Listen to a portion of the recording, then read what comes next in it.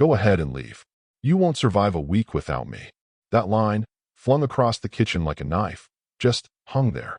Monica didn't scream it. She didn't cry. She said it with a smirk, with wine on her breath, with that smug tilt of her head she'd perfected over the years, equal parts arrogance and boredom. The same look she used when she told her sister that Daniel used to be charming before he got so beige. Daniel stood on the other side of the island, still in his polo and khakis from the hardware store trip he never finished. He'd gone to pick up caulk and some replacement bulbs for the back patio lights she'd mentioned were out. And then she made that comment, offhand, in the living room. "You treat retirement like it's a job. You know nobody's grading you anymore, right?" He hadn't answered. He just finished putting the bulbs into the box like he was organizing evidence. Now, here in the kitchen, his kitchen, in the house he built with his own money, brick by brick, upgrade by upgrade, she was daring him to go, laughing like she was calling his bluff. "You think I don't see how you've been moping around since your precious business sold?" Poor Dan, nothing to do but organize screws and pretend he's still useful. He reached into his pocket, pulled out the keys, one for the front door, one for the truck, one for the safe. He placed them on the counter like a man laying down his weapons. Monica blinked.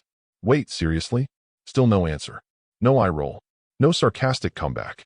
He just looked at her for a long second, like he was seeing a painting that once meant something to him, now cracked and faded from the years. And then he turned and walked out. No suitcase. No slam. No, "You'll regret this." He left the caulk on the table. The patio lights still needed fixing. She stood there for a moment, frozen, like she expected him to turn around and say something clever. But the door stayed shut. The silence stretched. She poured herself another glass of wine and muttered, "Drama queen." What she didn't know, what she couldn't have guessed in her wildest, wine-sogged fantasies, was that Daniel hadn't just walked out to cool off. He wasn't at the Holiday and Googling couples therapy or sleeping in his truck like some sad country song. He was already gone. Not just physically, strategically. The quiet man she married, the one who handled taxes and paperwork because he actually enjoys that stuff, had spent the last 6 months preparing for this moment. Quietly, carefully, invisibly. While Monica was scrolling through real estate listings for condos in Costa Rica and calling her dad to ask for another short-term loan for just a bit of breathing room, Daniel had been adjusting names on accounts, consolidating assets, refiling old paperwork from when he helped bail out her father's real estate firm during that quiet little downer 2 years ago. She called him paranoid for keeping paper copies, obsessive for tracking every damn cent like some old miser. He wasn't obsessed. He was meticulous. And now, the machine was already humming. His truck, a battered but well-maintained Silverado, wasn't headed to a motel. It was already parked behind a bland little bungalow on the edge of town, leased under the name of a trust. Inside, a coffee pot bubbled, and his old Toshiba laptop blinked patiently from the table. A folder sat next to it, labeled Trigger Assets. And at the very bottom, under a manila envelope sealed months ago, a thin, printed copy of the asset guarantee clause Monica never read, because Daniel had already handled that stuff. He'd known she would mock him. Eventually. He'd known she'd push too far. And he'd known that when it happened, when she made her final mistake, he wouldn't need to shout, or cry, or beg. He would just leave. Because boring men don't explode. They evaporate. And when they do it right, they take the oxygen with them. The Airbnb was nothing special. Clean, quiet, and beige in a way Monica would have called depressing.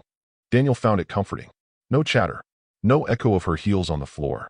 Just the low hum of the fridge and the occasional rustle of wind outside. He locked the door, poured himself a glass of water, and sat down at the small kitchen table like a man arriving at his office for a regular day of work. It was work. It had been for months. The laptop booted with a soft click. A familiar screen blinked to life. Spreadsheet tabs, secure logins, encrypted vaults. He didn't rush. Didn't need to. This was the part he'd rehearsed. The detachment phase. The emotional fuse had burned out long ago, long before Monica's final dare. That was just the closing bell. The folder labeled Trigger Instruments wasn't just digital. It had physical backups, locked in a separate P.O. box 2 counties over. Daniel had tested access last month. Everything functioned as expected. He opened the bank portal first. 3 accounts, all tied to one property, their house. Technically still jointly owned, but Daniel had maneuvered around that months ago using a strategic leverage clause buried inside a silent co-guarantee Monica's father had signed during his last liquidity crunch. She never asked why Daniel insisted on refinancing the house in his name. "You and these forms," she'd scoffed. "I trust you. Just tell me where to sign." So she did. And he did. Her father, Richard Costello, had sat at Daniel's grill 2 summers ago, bourbon in hand, practically begging for help after a deal in Sarasota collapsed. Daniel hadn't blinked. He'd pulled strings, sold off an old asset, and structured a line of credit through an obscure lender who specialized in asset-backed flexibility. But not before adding one important clause. The house, his house, was used as a cross-collateral instrument, tagged to Richard's loan package, with Daniel as the override guarantor. Quiet, invisible, but potent. And today? Today was the trigger date. One click. Revoke primary guarantor status. Confirmation required. Daniel checked the date on the calendar. September 2nd. Right on schedule. He entered the 2-factor code. It pinged a burner phone he bought 6 months ago. Not that he needed it. The code was already written in his notebook, beneath a sticky note that read, "For peace of mind." The final prompt appeared. "Warning, revoking guarantor status will initiate reassessment of secured collateral on loan ID #32431RC. Continue?" He clicked yes. Another prompt. "This action will remove guarantor Daniel L. Jacobs from primary status and transfer liability responsibility to backup instrument. Residential property, Oakview Lane, per agreement addendum 4C. Yes, it was done. Just like that, the house was now exposed. No longer protected by Daniel's financial profile. It would be reclassified within the week, pending review by the lending institution. And Monica? She had no idea what a callable clause even was. To her, the house was just paid off. Just a place to post wine glass pics from. He opened the second folder, insurance revocation forms. Months ago, he had bundled the house's protection under a business rider tied to his consulting firm. That policy? Canceled last week. The state requirement would default to Monica's name. If she even noticed the renewal notice buried in the mail. If she didn't, that was on her. Next tab, the LLC. Back in March, Daniel had quietly created a shell entity called Midsummer Vessel Holdings, with himself listed as an anonymous executive trustee. Its purpose? Holding the remaining funds from the asset sale. Untouchable. Non-marital. Post-nuptial asset designation. He'd filed everything with a smirk, imagining Monica calling it weird prepper nonsense if she'd found the paperwork. She didn't. She was too busy scrolling through Instagram, captioning beach shots with manifesting luxury, while the walls around her were, financially speaking, already being hollowed out. He moved to the last step. The file labeled MC_revocation.pdf. Monica Costello Jacobs. Spousal cosigner. Revocation of financial authority. Formally stripped of access to all joint holdings as of 10:47 p.m. tonight. He opened the document. Read the last line. This action is irrevocable unless rescinded by the primary party with unanimous consent of the asset holding board. Daniel smiled faintly. He was the board. He signed the digital form, dated it, uploaded it. Then he leaned back, closed the laptop, and sipped his now lukewarm water. No fireworks. No dramatic music. Just soft silence. The kind of silence men like him work for decades to afford. Monica had dared him to leave. She never asked what he'd take with him. The answer? Everything she didn't know he was holding. Monica woke up at 7:32 a.m. to the annoying buzz of her Apple Watch reminding her to hydrate. She swatted at it, rolled over, and blinked at the empty pillow beside her. Cool to the touch. She stretched lazily, pulled the covers tighter, and smiled to herself. She assumed he was probably sulking in the garage again, pretending to reorganize tools no one had touched since Obama's second term. Maybe he went on one of his walks around the lake. That's what boring men do, right? They stew quietly and come back when they're ready to apologize for being too sensitive. It wasn't until 9:13 a.m. that she checked her phone. No text. No missed calls. Odd, considering Daniel usually sent a good morning message or some dry note about the sprinklers acting up. He had this pathetic little ritual of checking the irrigation schedule every morning like it was a nuclear launch code. She rolled her eyes and opened his contact, thumb hovering over the call button. Instead, she went into the kitchen, popped a bagel into the toaster oven, and turned on the news. Something about a strike, something about interest rates, something about a billionaire with a rocket fetish. Whatever. She ate in silence. It felt weird. By 11:02, she was annoyed. She called him. Straight to voicemail. "Hey, it's me," she said, a little sing-song in her voice, the way she always sounded when she thought he was being dramatic. "You win, okay? Come back. The house feels like a tomb. She didn't say, I miss you. She didn't mean it. She expected him to call back, to shuffle in sheepishly by 2 p.m. with a grocery bag and a passive-aggressive comment about her leaving dishes in the sink. By noon, she called again. Still voicemail. Now it was beginning to itch. She went to his office in the den. The door was ajar. Desk clear. Laptop gone. The charger unplugged. The bottom drawer, the one he always told her not to mess with because of sensitive files, was empty. She opened the closet. His winter coat was still there, but his old army duffel bag? Gone. She called his work line out of habit. We're sorry, the number you have dialed has been disconnected or is no longer in service. She laughed out loud. Really? Dramatic much? She tossed her phone onto the couch and muttered, he'll be back. By 3:45 p.m., she had called him 4 more times. Left 2 voicemails. Texted him something halfway between flirtation and accusation. So you're really doing this, huh? Running away? Still nothing. At 5:12 p.m., she made a martini, extra dirty, and poured half of it into her mouth before pacing toward the bedroom. She threw open his side of the closet. Shirt still hanging. Shoes still lined up. But the small wooden box where he kept old IDs, cash, and what he called his just-in-case kit? Gone. She sat down. Looked at the wall. This wasn't like him. Daniel didn't do chaos. He didn't do silence. At 6:03 p.m., she finally caved and texted her father. Have you heard from Daniel? No reply. At 6:17 p.m., she called. No answer. At 6:24 p.m., he called her back. His voice was clipped. Dry. Like he was talking to a tenant who hadn't paid rent. Call me. Now. That was it. No hello. No concern. No sweetheart. Just 3 words. She blinked at the screen. Reread it 5 times. Her stomach began to twist. Not with guilt. Monica didn't believe in guilt, but with something darker. Something unfamiliar. Something off-script. She called him. He answered immediately. Dad, what's going on? What the hell did you say to Daniel? She froze. What? You heard me. What did you say to him last night? She hesitated, suddenly unsure of her tone. I told him to leave. It wasn't. He's always taking things so. Jesus, Monica, her father exhaled. I just got off the phone with Regents. The bank. Your husband's name has been pulled from the override agreement. Do you understand what that means? I know. What does that? The house. The accounts. My firm. Daniel wasn't just a co-signer, Monica. He was the guarantor. He was the stabilizer. What are you talking about? Her voice pitched up, high and small. The bank said everything is being reassessed. All instruments tied to him are under immediate review. The covenant waivers are void. Monica, the cross-collateral clause, is live.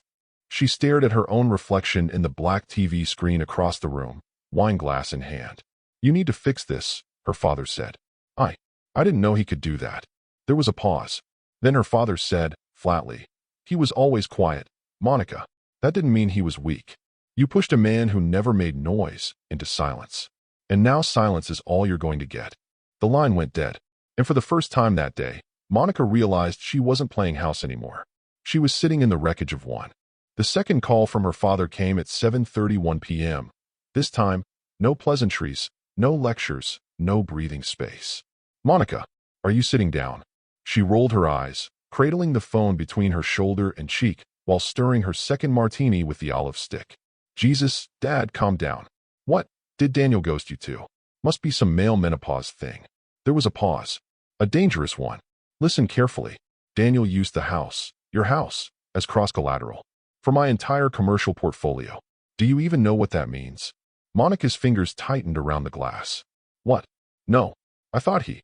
What do you mean use the house? It's paid off. I just updated the backsplash last month. This is... Monica. Her father's voice dropped to a growl. Without Daniel's override, the bank has the right to reclassify the note. That means every single line of credit tied to that collateral is now being reviewed as unsecured. Do you know what that does to our ratios? No, she said flatly. I don't speak bank panic. I'm not one of your analysts. You're about to become one, he snapped. Because Regions just froze 3 accounts. 3. I got the notice 15 minutes ago. They cited guarantor status alteration without substitution. Daniel revoked his override clause. He's not just gone. Monica, he's untethered himself. And now I'm exposed. She opened her mouth, but said nothing. The olive slipped off the toothpick and sank to the bottom of her glass. I told you to respect him, her father hissed. I told you to stop treating him like a damn side character in your life. But you just had to keep poking him, didn't you? And now you've set fire to the only man who was holding the umbrella over this entire damn family. I didn't know he was tied to your firm. Oh, for God's sake, he bellowed. He was the silent backstop, the one who got us through the Sarasota shortfall, who kept us in compliance during COVID when everyone else was folding. You think I asked you to marry him just because he brought his own tools and liked grilling on Sundays? Monica blinked. What are you saying? I'm saying that your husband, ex-husband, apparently, was the keystone holding up a very expensive arch. And you just kicked it out because you thought you were being clever. There was a pause. Her chest was tight. I didn't think he'd actually leave. Her father exhaled hard through his nose. You didn't think because you've never had to. Daniel did the thinking. Daniel did the math. Daniel protected you. She sat down on the edge of the couch, still holding the phone, glass forgotten on the carpet. Her voice was quieter now. So what happens now? What happens, her father said, his voice now low and shaking, is that the bank's going to reassess every loan we have. I already got 2 demand letters for asset exposure. If they reclassify the note, they can demand immediate liquidity. And Monica, there is no liquidity. Not without Daniel. She was sweating now, but the room wasn't hot. So call them, she said quickly. Explain that it's a misunderstanding, that he's just throwing a fit. They already pulled up the documents. Monica, he filed them 2 weeks ago. This was planned. He had contingency declarations logged with the registrar's office. There's a paper trail, dated, notarized, logged. He's not throwing a fit. He's executing a decision. She stood now, panic flickering into her chest like static. But why wouldn't he tell me? Because you told him he was nothing. Because you said he couldn't survive without you. And he decided to prove that you were wrong in the only way that mattered, financially, structurally, irrevocably. Her legs were moving before she realized it. Toward the den. Toward the drawer she hadn't opened in years, where he kept files, folders, contracts. Gone. Of course they were. She stumbled back into the living room. What do I do? She whispered. There was a long silence on the other end. Then, you pray that man isn't as ruthless as you thought he was. Because if he is, we're not just looking at a reassessment. We're looking at foreclosure, audit, reputation loss. But it was just a comment, she muttered, more to herself than him. It was just one stupid argument. No. Her father interrupted. It wasn't. It was a trigger, and you gave him the reason he needed to pull it. The line went dead again. Monica sat there in the too quiet living room, her phone slipping from her hand, her mind racing not with grief or anger, but raw, growing dread. She had poked a man who never raised his voice, and now his silence was dismantling everything around her, one clause at a time. The call came just past 9 the next morning, while Monica was still in her robe, staring at the edge of her bathroom sink like it had personally offended her. She hadn't slept. She'd spent most of the night pacing between her closet and the front door, waiting for Daniel to show up. Or at least call. Explain. Apologize. Nothing. The mirror had offered her a version of herself she didn't quite recognize. Smeared mascara, sallow skin, mouth slightly agape like she couldn't decide whether to scream or cry. Her phone buzzed on the counter. Graham Peters, work. She picked up, trying to push some fake cheer into her voice. Graham. Hey, good morning. What the hell, Monica? She jerked back from the phone, heart thudding. I'm sorry, what? Our bridge loan. Just got pulled. Pulled. Do you have any idea what that does to our cash flow? Her brain was still in fog, but the name registered. The bridge loan. The one the firm secured 3 months ago to smooth over that shaky acquisition. She blinked. I don't understand. Why are you calling me about that? You don't understand? Graham sounded like he was pacing. Or breaking things. You don't understand? Monica, I personally vouch for you. I put my name on the stability profile we submitted to Bayfield. You were our anchor hire, remember? They extended that line because I guaranteed you had no external volatility. And guess what showed up in the goddamn review audit this morning? She gripped the counter. Graham, what are you talking about? Why does that have anything to do with? Daniel Jacobs, he roared. Your husband. The man who quietly co-signed the secondary guarantee behind our capital reserve clause. Don't play dumb with me, Monica. You used him. She flinched. What do you mean I used him? Oh, come on. Graham barked. You brought him to that dinner with Bayfield's partners. You encouraged them to ask about his credentials. And he impressed the hell out of them, remember? You told me to let him help shape the risk mitigation strategy. She remembered the dinner. Sort of. Wine had flowed. Graham had bragged about their new momentum. She'd nudged Daniel to speak when the conversation turned to market resilience. He'd made some dry joke about asset reallocation, and the old money guys had loved him. She thought she was scoring points. That was months ago. I didn't know he actually, she started. Graham cut her off. He co-signed the damn security guarantee.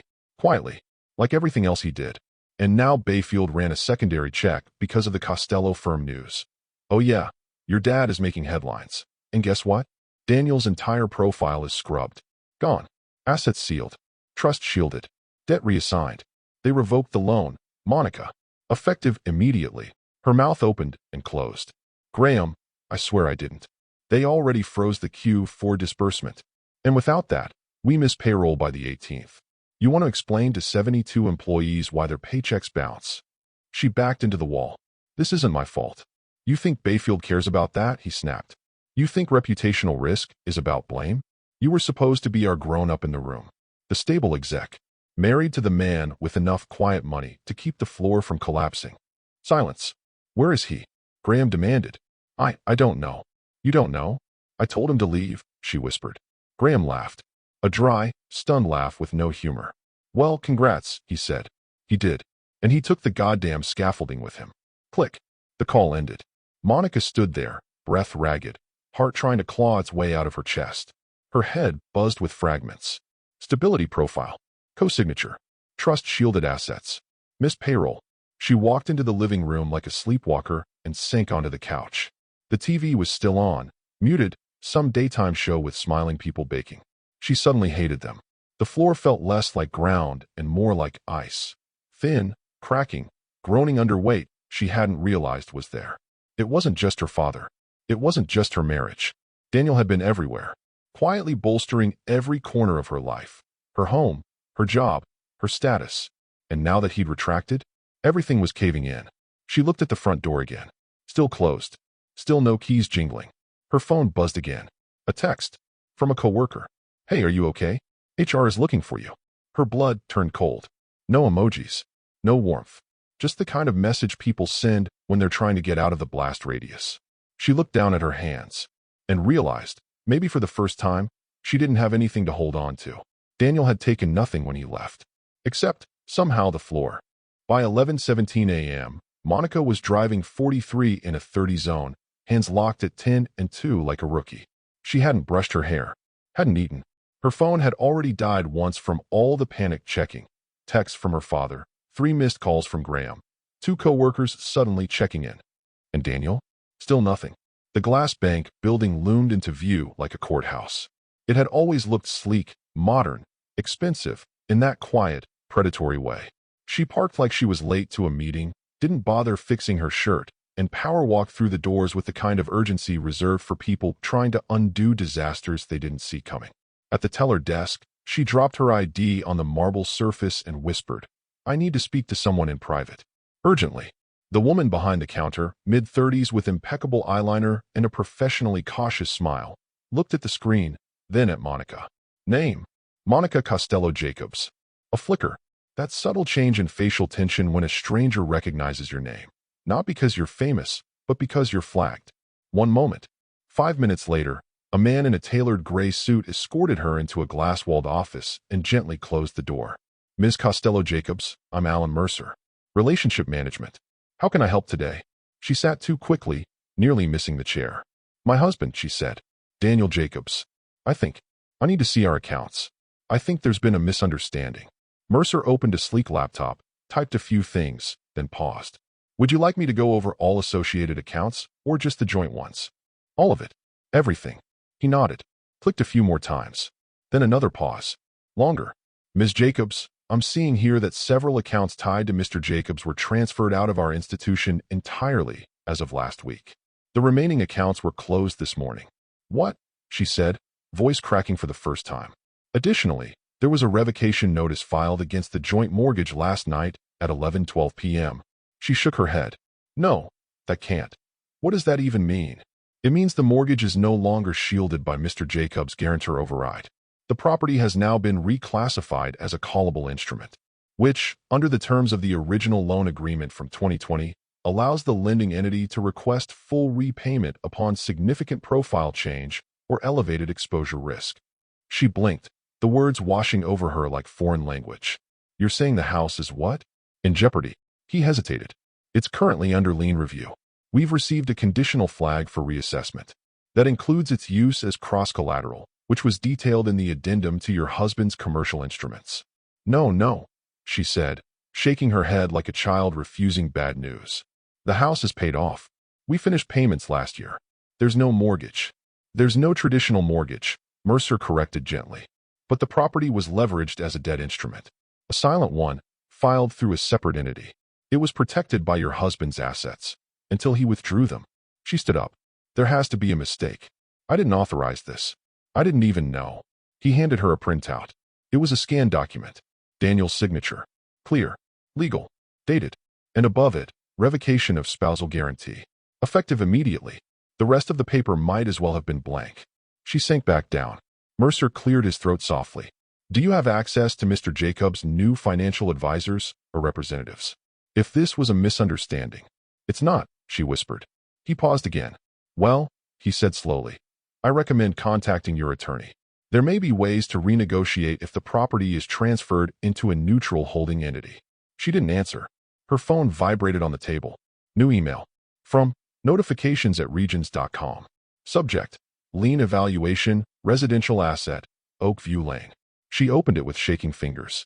As part of ongoing financial restructuring due to guarantor change, the residential property located at 431 Oakview Lane is now under conditional lien review pending asset stability assessment. At the bottom of the message, a note in red. This action is automated and irreversible. She stared at it. The email. The paper in her hand. The man across from her. The glass office. The world outside moving on without her. Daniel had timed it all. The transfer. The revocation. The notices. Even the goddamn email. She stood up without saying anything and walked out, her heels echoing across the marble floor. Past the front desk.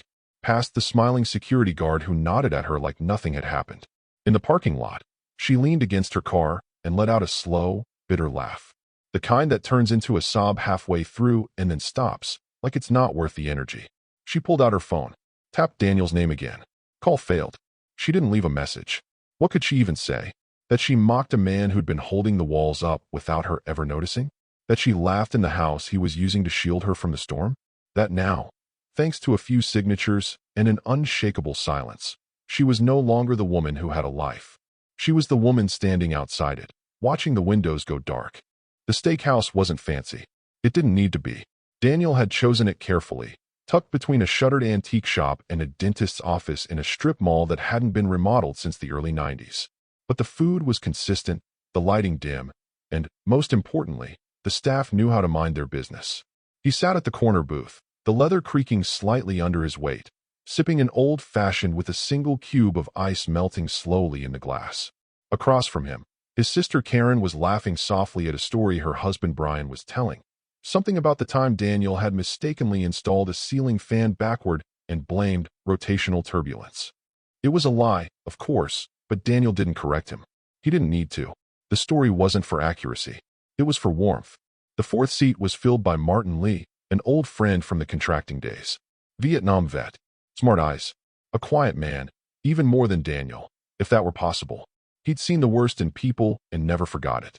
When Daniel called him 3 weeks ago and asked if he still had that spare cabin up in Fox Hollow, Martin said, "You still drink scotch?" Daniel said yes. The cabin was his. Their steaks arrived. Medium rare all around. Brian started cutting his before the plate hit the table. Karen raised her glass. To new starts. Daniel nodded. No smile, but his eyes softened. He raised his glass, clinked it with hers, and took a slow sip. His phone buzzed on the table. He ignored it. Buzzed again. And again. Karen glanced at the screen, which lit up briefly. Monica, mobile. It buzzed again. Richard C. mobile. Then Graham Peters, work. Then back to Monica. I take it she figured it out, Karen said quietly, slicing her steak with surgical precision. Daniel didn't respond right away. He looked down at his plate like it was a chessboard he'd already won. She's not calling to apologize, he said finally. She's calling because her world's shrinking, and she thinks I'm the emergency exit. Brian leaned back in his seat, chewing, then said, "You're not picking up?" Daniel didn't even look at the phone. "No," he said simply. The time to speak was before she weaponized condescension. The phone buzzed again. Same names. Same loop. He reached out, tapped the power button, and silenced it. The device went dark, face down on the table. There was a long pause. Martin finally spoke, his voice low and steady. "You sure you're all right, Dan?" Daniel leaned back, glass in hand. He didn't look like a man who had just torched 3 people's financial lives, a corporate bridge loan, and a real estate legacy. He looked like a man who had finally taken off a too-tight shirt he'd worn for 30 years. "I feel like I just stepped out of a soundproof box," he said. "Like I forgot what it felt like to not be edited." Karen watched him for a long second. "You were always too quiet for her. That wasn't your weakness. That was your strength." He nodded once. "She said I wouldn't last a week without her," he murmured, almost to himself. Another long silence. Then he lifted his glass again, this time higher. "To silence," he said clearly. "The only answer some people ever deserve." They clinked glasses. No dramatic music. No gloating. No long rants about betrayal. Just cutlery against porcelain, the hum of conversation from nearby booths, and the occasional sizzle from the kitchen. Daniel ate slowly, deliberately, savoring the piece like it was the main course. He didn't talk much. Never did. But he was listening. Really listening, for the first time in years. And the absence of Monica's voice? That was the cleanest sound he'd ever heard. The email came while she was sitting in the HR holding room, her blazer clinging to her back with nervous sweat, her jaw clenched so tightly her molars ached. The fluorescent lights overhead buzzed just enough to keep her on edge. She stared at the blank walls, the frosted glass door, the untouched bottle of complimentary water on the table. She hadn't been in this room before. It was where they brought people who weren't quite fired, but weren't quite welcome anymore, either. The last 48 hours had been a blur of fallout. Her father's voice had turned from anger to dread to silence. He wasn't yelling anymore. He was whispering into lawyers' ears. Compliance flags had been raised after the bank pulled Daniel's guarantor override. Suddenly, the firm's liquidity narrative was under scrutiny by regional regulators. There were whispers about asset misclassification, exposure violations. Words like fraud by omission floated in hallways. Graham, her boss, hadn't spoken to her since that explosive call. But she'd seen the staff Slack messages, people panicking about missed paychecks, rumors spreading that Bayfield was pulling other lines. Morale, already brittle, had snapped. 2 engineers walked out mid-sprint. HR reps started rescheduling wellness reviews with senior staff. And Monica? Monica had gone from strategic director of operations to risk factor. It didn't come as a firing. No, that would have been too loud. It came as a soft tap on the shoulder from the HR coordinator that morning, asking if she had 10 minutes for a quick sync. No explanation. Just vague nods and tight smiles from the team as she gathered her things. By the time she was brought upstairs and asked to wait in this room, her badge had already been deactivated. Her phone buzzed again. She didn't look right away. She'd been fielding non-stop noise. Calls from her father's lawyers, voicemails from her now former financial advisor, a pathetic stream of texts from people who once begged her for lunches now saying things like, "Hope everything's okay." It buzzed again.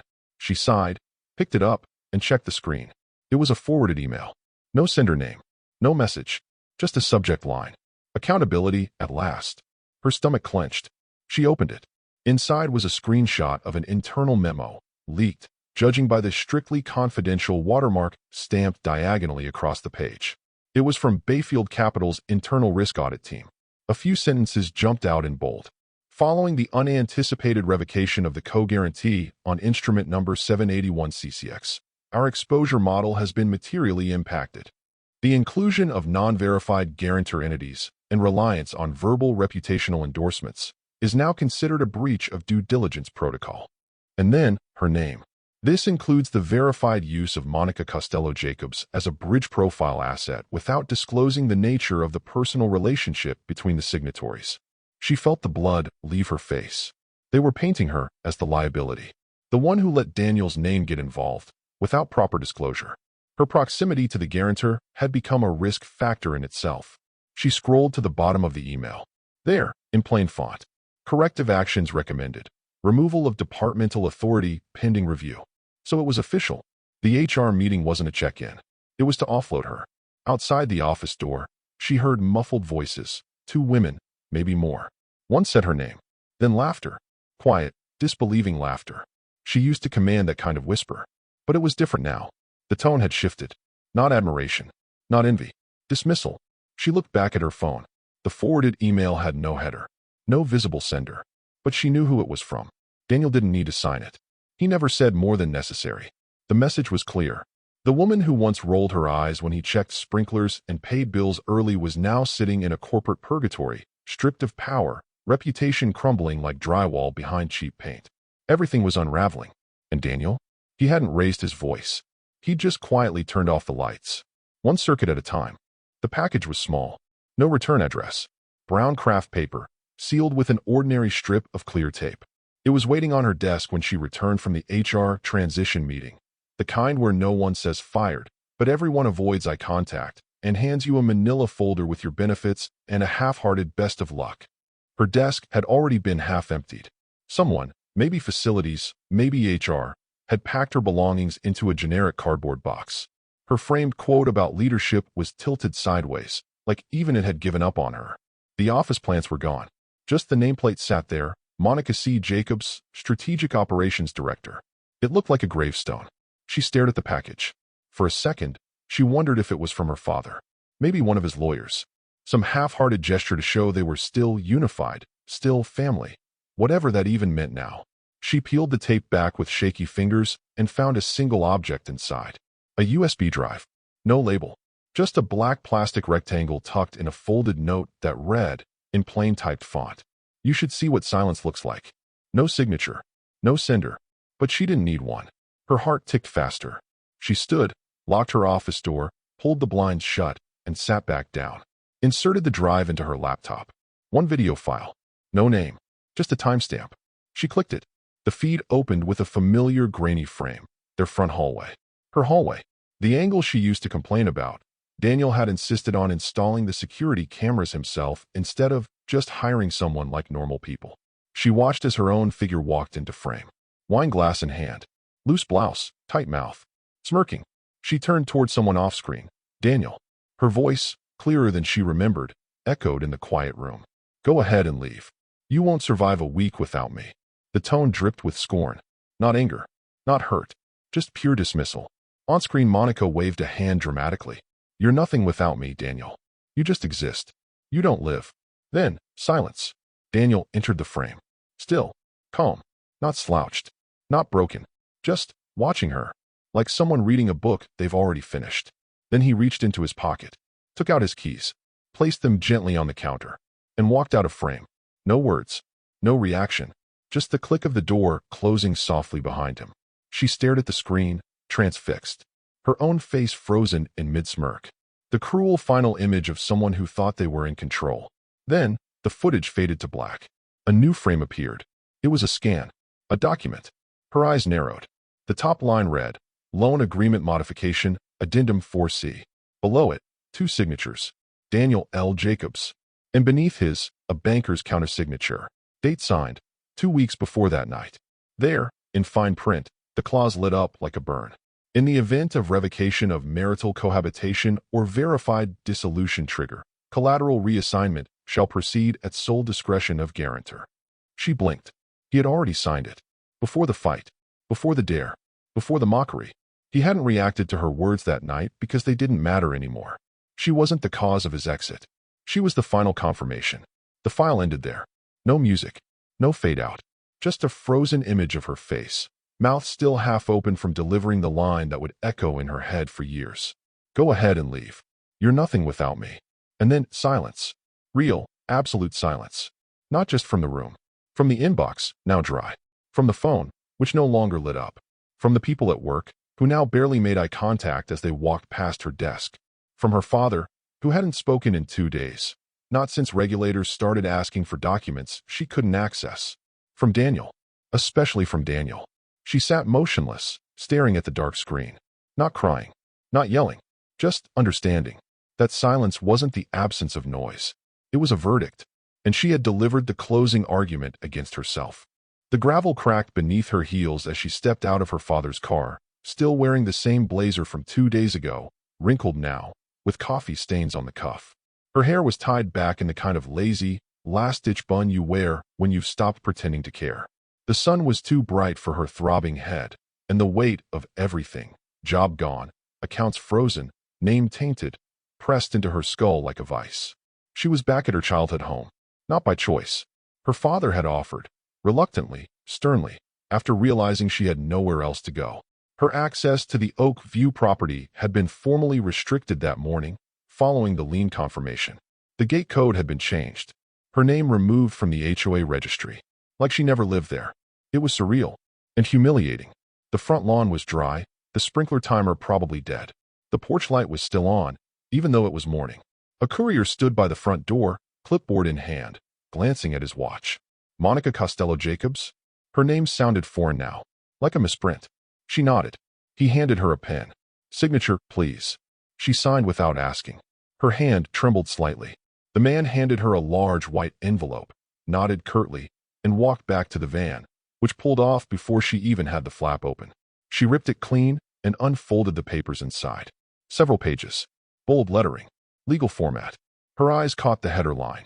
Notice of foreclosure, intent to seize asset, for 31 Oak View Lane. She stopped breathing. The envelope slipped from her hands, pages scattering like brittle leaves across the driveway. Her knees buckled slightly, hand gripping the porch railing to stay upright. Her vision narrowed, tunnel-like, hot, jagged. She bent down and snatched the first page from the concrete, fingers scraping against the grit. Final warning pursuant to Clause 4C, collateral reassignment complete. No protective guarantor remains in force. Liquidation process to begin within 30 days. She felt her chest cave in. A black hole right behind the sternum. She didn't cry. There was nothing left in the tank for that. Her body had already spent all its emotional currency on the last 4 days. She just stood there, breathing like someone had kicked her ribs in. Then she saw him, down the street, parked under the shadow of an oak tree. The gray Silverado. Clean. Still dented on the passenger side, like always. Hood warm from the engine still running. Daniel. He was there. Watching.